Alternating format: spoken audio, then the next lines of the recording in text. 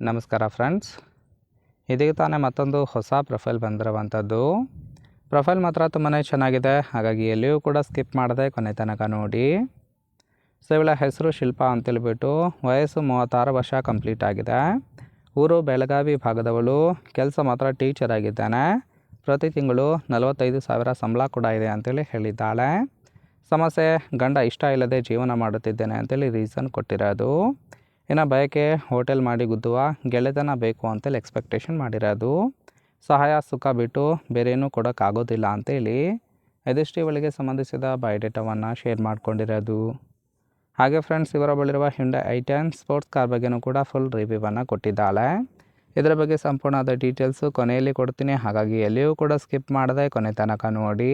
ಇನ್ನು ಈ ಥರದ ಗಂಡ ಬೇರೆ ಯಾರಿಗೂ ಕೂಡ ಸಿಗಬಾರ್ದು ಅಂತೇಳಿ ಕೆಲವೊಂದು ನೋವಿನ ವಿಚಾರವನ್ನು ಕೂಡ ಹಂಚಿಕೊಂಡಿದ್ದಾಳೆ. ನೋಡ್ತಾ ಹೋಗೋಣ.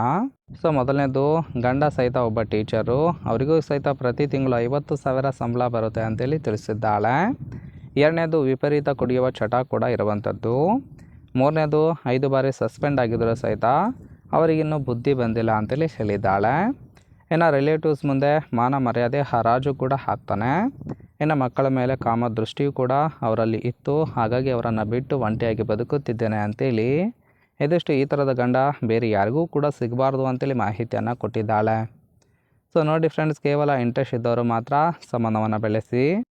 ಹಾಗೆ ಈ ಥರ ಗಂಡು ಸಿಕ್ಕರೆ ಹೋಟೆಲ್ ಮಾಡೋದಕ್ಕೆ ಓಕೆ ಅಂತೇಳಿ ಸದ್ಯಕ್ಕೆ ಬೇಕಾಗಿರುವ ಗಂಡಿನ ಗುಣಗಳ ಬಗ್ಗೆನೂ ಕೂಡ ಮಾಹಿತಿಯನ್ನು ಕೊಟ್ಟಿದ್ದಾಳೆ.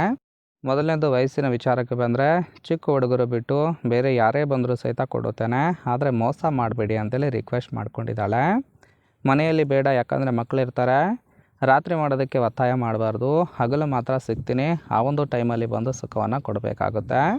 ಪ್ರಾಮಾಣಿಕ ಗಂಡು ಇದ್ದರೆ ಮಾತ್ರ ಕಾಲ್ ಮಾಡಿ, ಅಂಥವ್ರ ಜೊತೆ ಸಂಬಂಧವನ್ನು ಬೆಳೆಸ್ತೀನಿ ಅಂತೇಳಿ ಇದಿಷ್ಟು ಇವಳಿಗೆ ಬೇಕಾಗಿರುವ ಗಂಡಿನ ಗುಣಗಳ ಬಗ್ಗೆ ಮಾಹಿತಿಯನ್ನು ಕೊಟ್ಟಿರೋದು.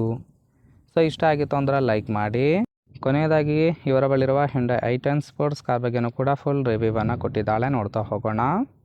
ಕಾರಿನ ಓರಿಯು ಬಂದ್ಬಿಟ್ಟು ರಿಜಿಸ್ಟ್ರೇಷನ್ ಇಯರು January 2011 ಅಂತೇಳಿ ತಿಳಿಸಿದ್ದಾಳೆ.